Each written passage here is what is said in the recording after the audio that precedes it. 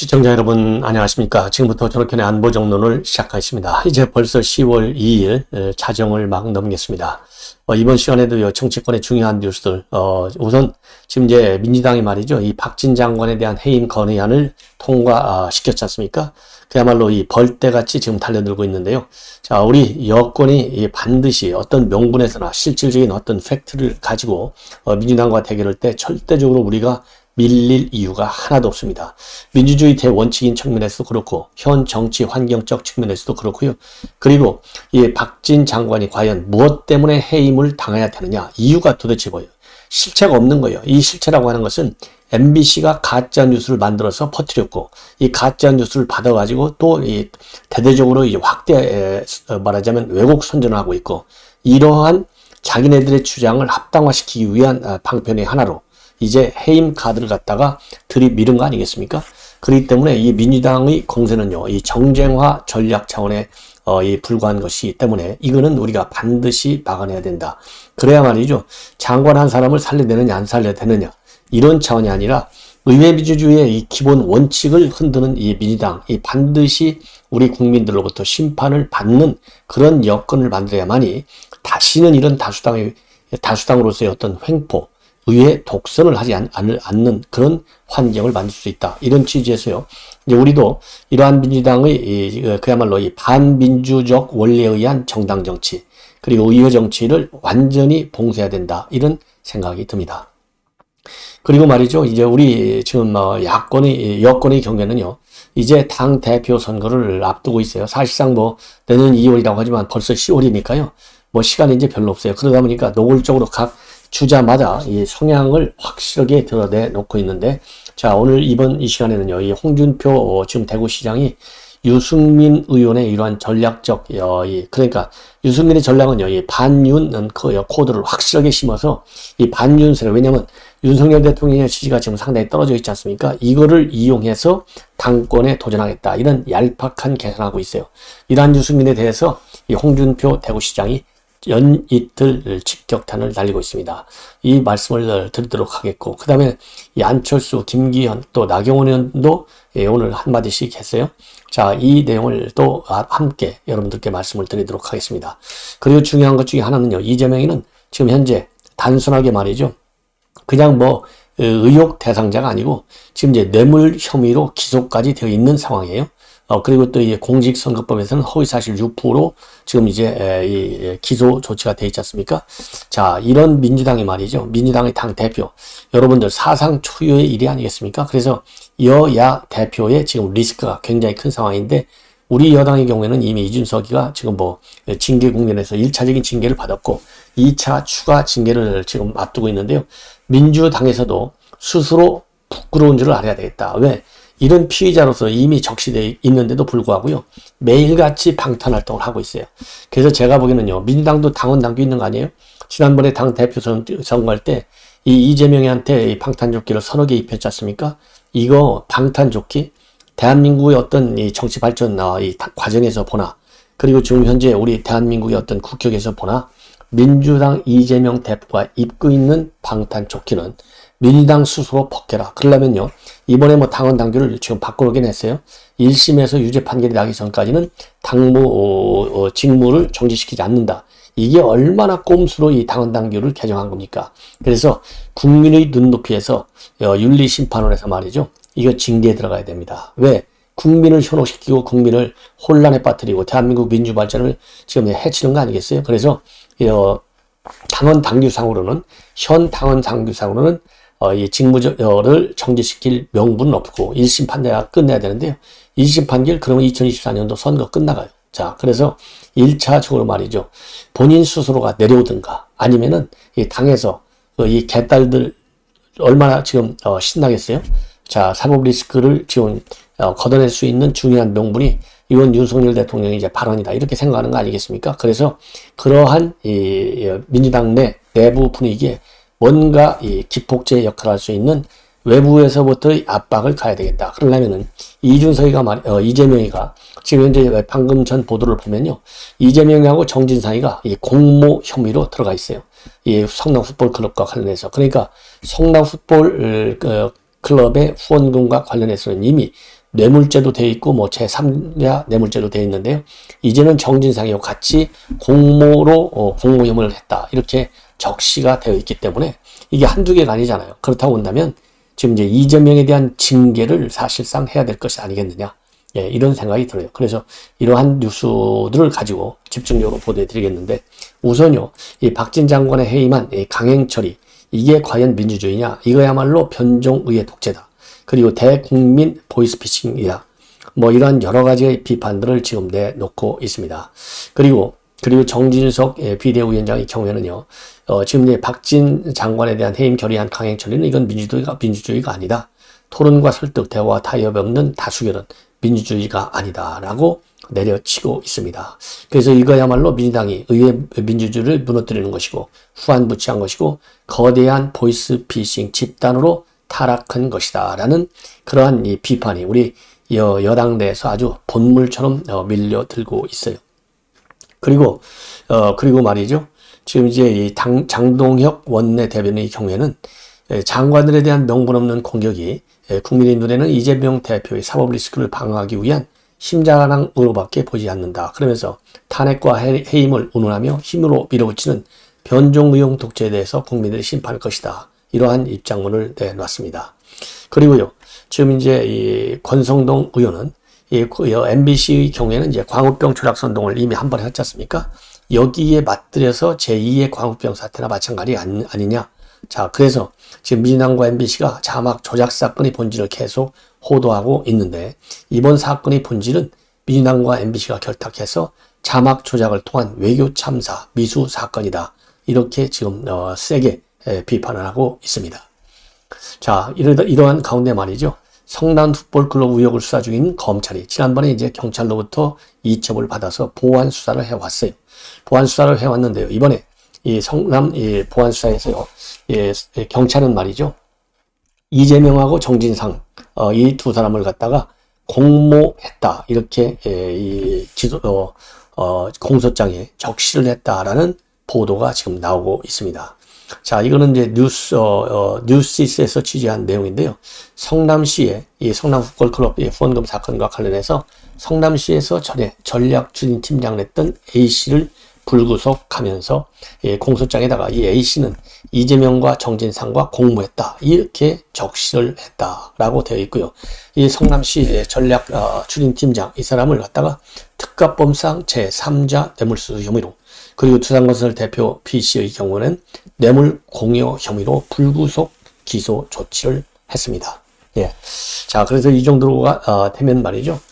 조금 전에도 말씀드린 대로 이재명에 대한 해임 조치, 정치적인 해임, 그리고 이 엄격한 윤리 심판원의 징계가 필요한 상황이 아니겠느냐, 이런 생각이 들어요.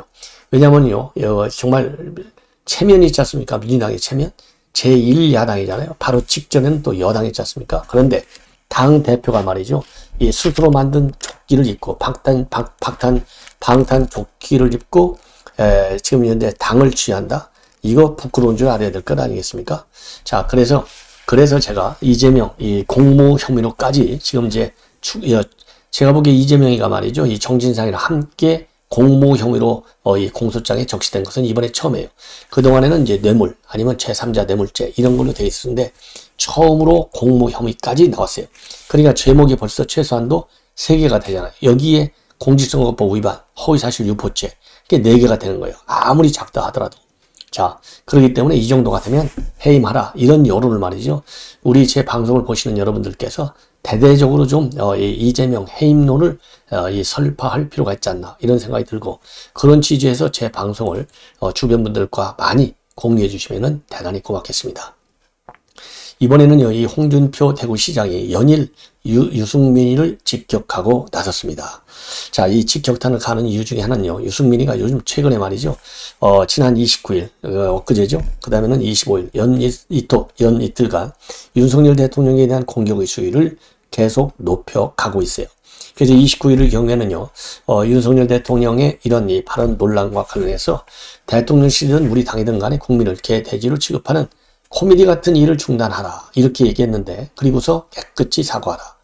자, 코미디 같은 일, 국민을 개돼지로 취급해? 이게 과연 유승민이 할 얘기입니까? 그리고 지난 25일 날은요, 이러한 윤석열 대통령의 발언과 관련해서 막말보다 더 나쁜 게 뭐냐, 거짓말이다, 이렇게 비판을 했어요. 이 얘기는 뭡니까? 윤석열 대통령이 거짓말했다라고 기정사실화시키고서 우리 윤석열 대통령 그리고 우리 국민의힘의 대응 입장에 대해서 강력히 지금 비판적 시각을 내놓은 거 아니겠습니까? 이게 이런 사람이 말이죠. 과연 우리 국민의힘의 당대표로 출마하는 것 자체가 얼마나 당을 그야말로 개되지만도 못하게 하는 유승민의 당으로 만들려고 하는 것이 아니겠느냐. 이렇게 저는 역으로 비판 좀 하고 싶어요. 자, 그래서 말이죠. 이 홍준표 대구시장이 오늘 밝힌 입장, 그리고 어제 밝힌 입장을 간결하게 여러분께 말씀을 드리면요. 탄핵 사태와 똑같은 상황이 지금 벌어지고 있다. 이렇게 비판을 했습니다. 그러니까 탄핵하면은요, 배신자하면 유승민 이렇게 되는 거 아니에요? 그래서 박근혜 전 대통령의 탄핵사까지 거론하면서 우리 내부를 흔드는 세력이다. 이렇게 직격탄을 날리고 있어요. 그러면서요, 요즘 벌어지고 있는 일들이 박근혜 탄핵 전야 같이 우리 내부를 흔드는 탄핵 때 같은 세력이 또 있다는 느낌이 드는 것은 왜일까? 이 사람들은 이제 갓 출범한 윤석열 정권을 또 흔들어 무엇을 노리는 걸까? 라면서 대통령의 문제 발언 직후에 수습책으로 참모들에게 인정할 것은 인정하고 정면 돌파하라고 조언을 했는데 대통령께서 내 생각과 다른 방향으로 정면 돌파하는 것을 보고 나는 침묵하는 게 옳다고 생각했다. 그러니까 윤석열 대통령이 자기 주장과 다르게 간다 하더라도 이제 대통령이니까, 그리고 2024년도 선거에서 또 이겨야 되니까, 또 여당이니까 정권을 성공적으로 운영해야 되니까 나는 내 의견과 다른 얘기를 대통령이 취한다 해서 거기에 대해서 왈가왈부하지 않는다 이겁니다. 그래서 박근혜 전 대통령을 민주당과 합작하여 끌어내린 것이 과연 옳았냐? 같은 보수 진영에서 내부 분탕질로 탄핵 사태까지 끌고 가고 보수의 겸연을 가져온 것은 어떻게 바라봐야 하나? 이렇게 지적을 하고 있어요. 그러면서 개혁적이지도 않은 사람들이 입으로만 내세우는 개혁보수 타령, 이제는 그만하라. 두 번 다시 그들에게 당하지 말자. 옳은 얘기죠. 옳은 얘기요. 예.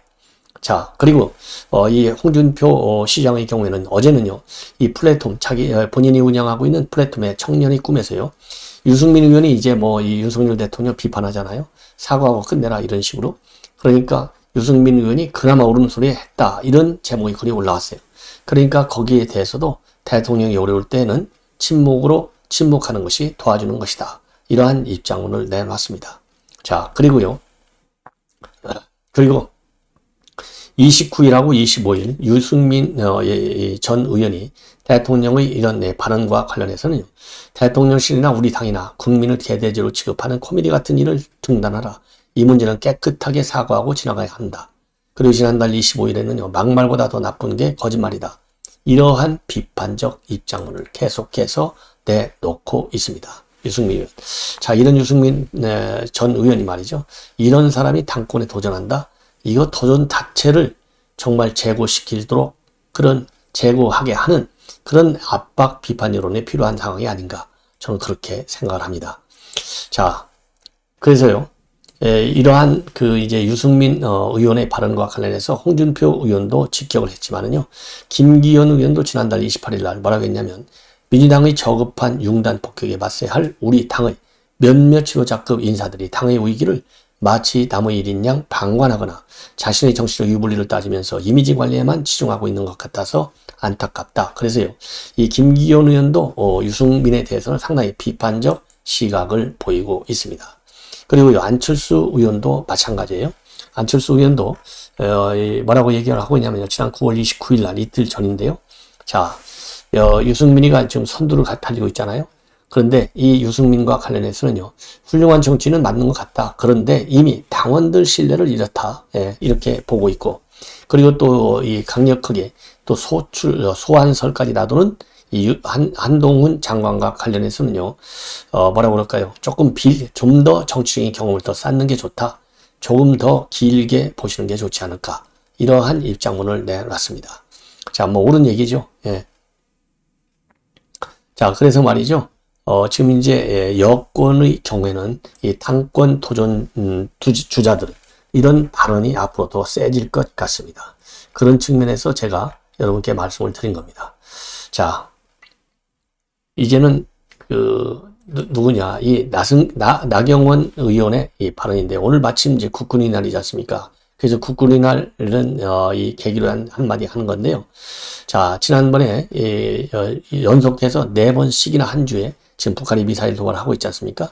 이거와 관련해서 5년 만에 다시 이루어지는 한미일 해상연합훈련은 당연히 북한의 이런 도발에 대한 안보 핵심 역량이다.